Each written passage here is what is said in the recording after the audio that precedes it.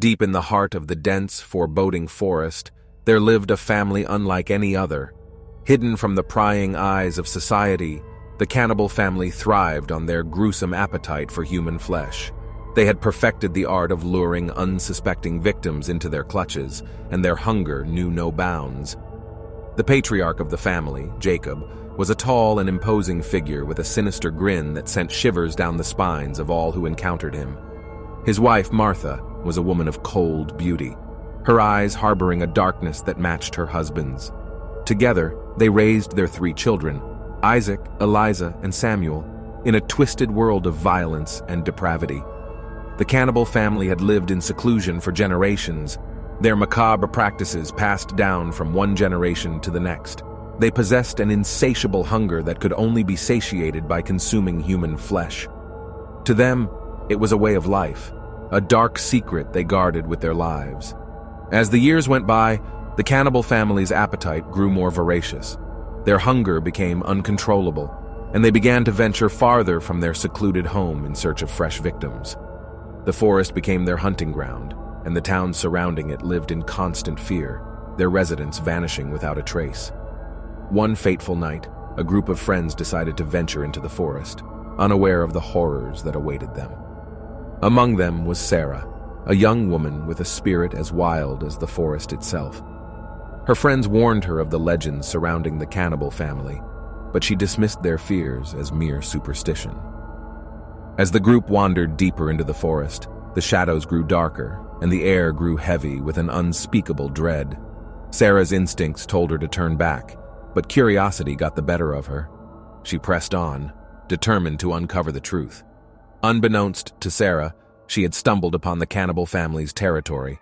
They watched from the shadows, their eyes gleaming with hunger as they plotted their next meal.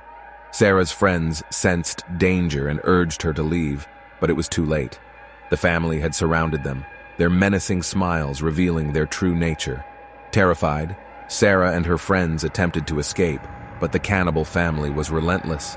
One by one, they were captured, their screams echoing through the forest as they were dragged back to the family's hideout. Locked in a dark cellar, Sarah and her friends were subjected to unspeakable horrors.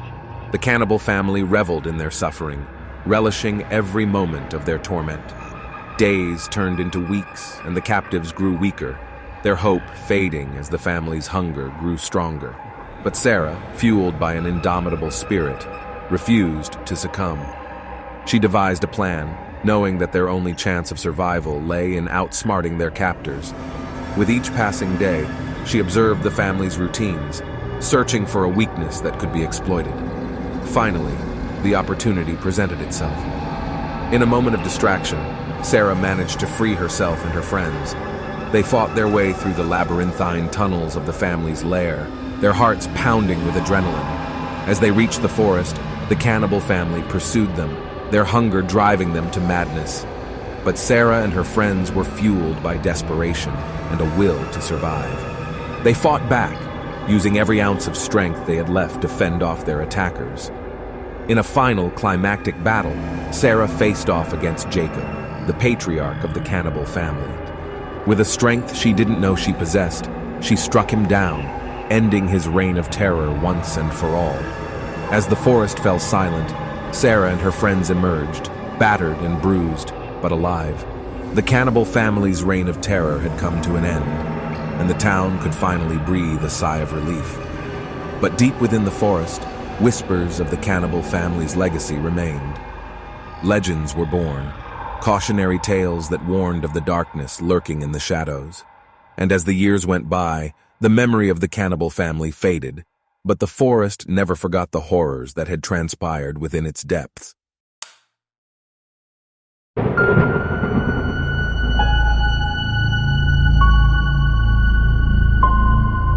I never believed in haunted dolls until I came face to face with one. It was a gloomy day when I stumbled upon an antique shop down a narrow alley.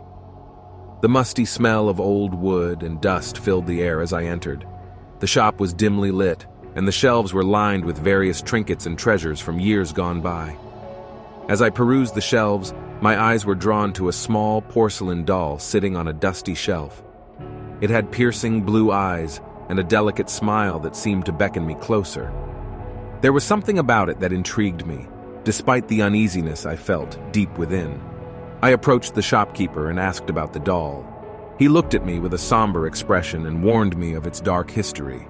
He explained that it was said to be haunted, possessing a malevolent spirit that had caused great misfortune to those who owned it. Intrigued by the tale, I couldn't resist the temptation. I purchased the doll and brought it home with me, oblivious to the horrors that awaited. At first, everything seemed normal. The doll sat innocently on a shelf in my bedroom, its eyes following my every move. But as the nights grew darker, I began to notice strange occurrences. Objects would mysteriously move or disappear entirely, only to reappear in the most unexpected places. Shadows danced across the walls, whispering voices echoed through the empty halls, and an unsettling feeling of being watched consumed me. Sleep became a distant memory, as nightmares plagued my every waking moment. I would awake to find the doll sitting on the edge of my bed, its porcelain face twisted into a sinister grin. Its once delicate smile now seemed mocking, as if it relished in my fear. As the days turned into weeks, the doll's presence became more malevolent. I would wake up with deep scratches on my arms, and my dreams were filled with visions of the doll tormenting me. It seemed as though its spirit had taken possession of my very soul. Desperate for answers, I sought the help of a paranormal investigator. Together, we delved into the history of the doll, uncovering a dark tale of betrayal and tragedy. It was said that the doll was once owned by a young girl who had been abandoned by her family. Consumed by loneliness and despair, she had taken her own life, cursing the doll with her vengeful spirit. Armed with this knowledge, we decided to rid the doll of its malevolent presence. We performed a ritual, hoping to free the tormented soul trapped within its porcelain prison. But as the flames engulfed the doll, a chilling laughter filled the room, and the doll's eyes glowed with an eerie light. The cursed doll refused to be destroyed, its spirit growing stronger with each passing moment. It seemed to revel in our futile attempts to banish it. The nightmare continued, and I realized that I had become nothing more than its puppet, trapped in a horrifying game of torment and despair. Haunted by the doll's relentless presence, I am forever cursed to live in fear. Its dark energy consumes me, and I can no longer distinguish between reality and the twisted world it has created. The haunted doll has become my eternal tormentor, a reminder that some nightmares are more than just figments of our imagination. If you like this video, please like subscribe channel in this video.